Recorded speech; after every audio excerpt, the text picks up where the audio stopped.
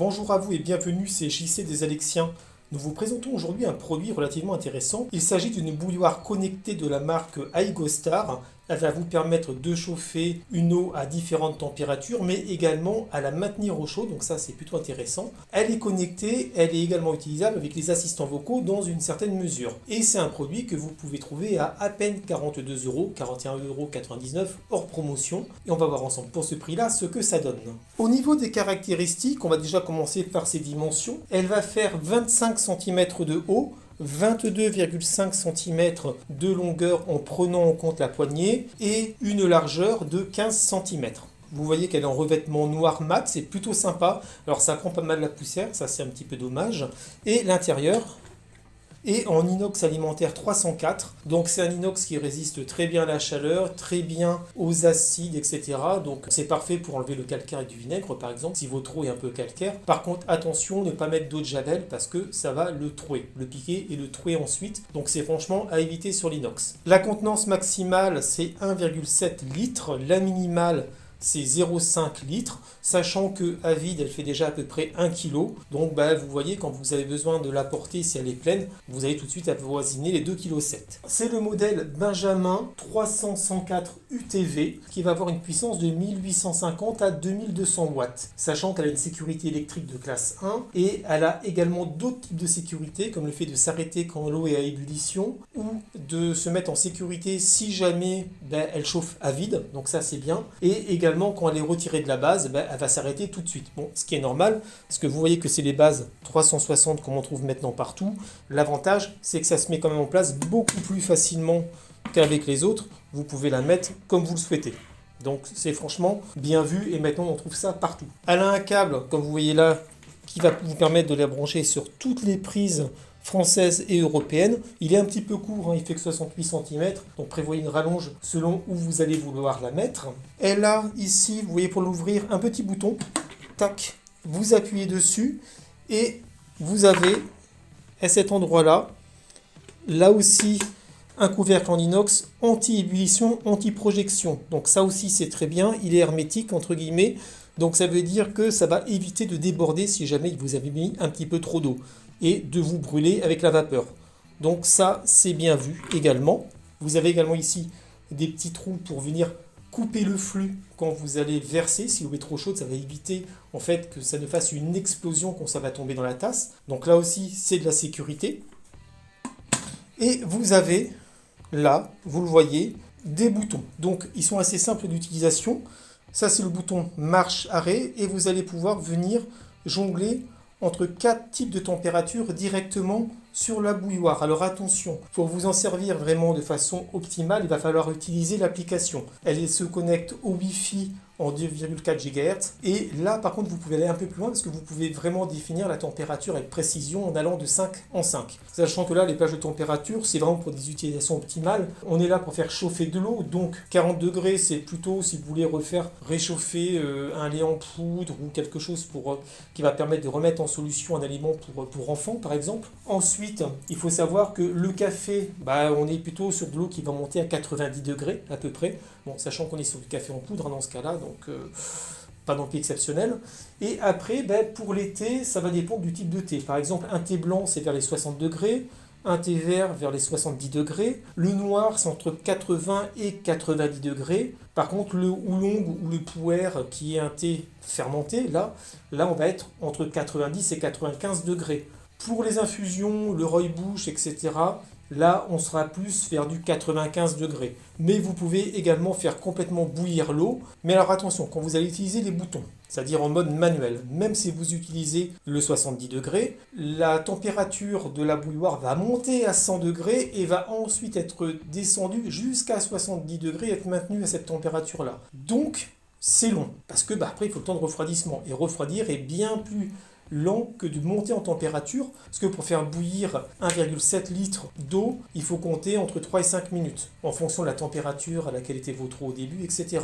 On va dire en moyenne 4 minutes, ce qui est quand même plutôt pas mal. Par contre, si vous êtes à 100 degrés pour redescendre à 70, il va falloir bien plus de temps. Donc pour pouvoir avoir une utilisation plus précise et décider réellement de la monter à 70 degrés et que ça maintienne au chaud à 70 degrés par exemple, il va falloir utiliser l'application. Donc on va voir ensemble cette installation via l'application maison qui est l'application iGoSmart. Une fois que vous avez créé un compte sur l'application, vous devez activer votre Bluetooth et le GPS et faire ensuite ajouter un appareil. Et là, vous allez voir que automatiquement la bouilloire va remonter. Donc faites ajouter l'appareil. Il faut attendre un petit peu, rentrer vos identifiants Wi-Fi et l'installation en fait se fait en quelques secondes. Donc vous voyez que c'est quand même relativement simple. C'est ce qu'on appelle du frictionless. Et une fois que cela est fait, vous aurez la possibilité de pouvoir, après avoir cliqué sur terminer, choisir un nom pour votre bouilloire électrique. Donc, vous pouvez l'appeler bouilloire ou tout ce que vous voulez. Et voilà, c'est fait. Là, vous avez la page d'accueil de l'application qui est quand même, on va revenir un peu en détail dessus avec les tests, qui est quand même plutôt sympa, mais il faut quand même s'y faire un petit peu. Alors pour l'utilisation, vous voyez que nous avons ici le capteur de température et donc c'est lui qui va faire fonctionner la bouilloire à la fois en mode connecté mais aussi en mode manuel. Donc vous voyez là je suis dans l'application et par exemple on a la température actuelle qui est de 17 degrés. Si maintenant je veux la faire bouillir en un clic, j'ai que appuyer sur on-off et ça va commencer à monter. Donc là vous avez un code couleur sur lequel on reviendra tout à l'heure. Je vais arrêter, vous voyez que c'est en plus très rapide, mais vous pouvez également choisir de la faire monter qu'à 70 degrés et ensuite à maintenir au chaud. Donc vous voyez, là j'ai chauffage et maintien au chaud, mais je peux également choisir faire bouillir et maintien au chaud, c'est ce qu'on disait tout à l'heure, ou faire bouillir en un clic. Donc là je vais faire bouillir et maintien au chaud, 70 degrés, et c'est parti. Et donc vous voyez la température ici qui va monter petit à petit. Donc bien entendu, je ne vais pas tenir le téléphone jusqu'au bout, ça va être un petit peu long, mais on va voir qu'au fur et à mesure, eh bien, ça va commencer à chauffer et on a en plus ici le voyant de couleur qui va changer. Donc, vous voyez, c'est passé à 20, etc., etc. 22, je vais le laisser ici si vous voulez voir. Sachant que en fait, cette température, elle est assez bien faite parce que quand c'est bleu comme ça, c'est qu'on est inférieur à 40 degrés. Si ça devient vert, c'est qu'on est entre 40 et 70. Quand c'est jaune, on est entre 70 et 80 degrés. Quand ça devient violet, c'est entre 80 et 90 degrés. Et au-delà de 90 degrés, ça devient rouge. Donc on va voir là si ça correspond à peu près. Quand ça va passer normalement à 40 degrés, ça devrait tirer sur les verts. Voilà, donc jusque-là, tout va bien. Donc là, on arrive petit à petit à la bonne température. Et normalement, il devrait passer jaune, peut-être, comme on est à la limite. Et surtout, se mettre en maintien au chaud. Voilà, donc vous avez les petits bip bip pour vous dire que c'est bon. Et là, ça peut maintenir jusqu'à 24 heures. Donc, écoutez, quand c'est bon pour vous, vous appuyez sur on-off. Sachant que le maintien au chaud, vous pouvez bien entendu l'enlever, etc. Mais vous avez ici la possibilité, hop, je vais le reprendre, ça sera plus simple pour vous de voir.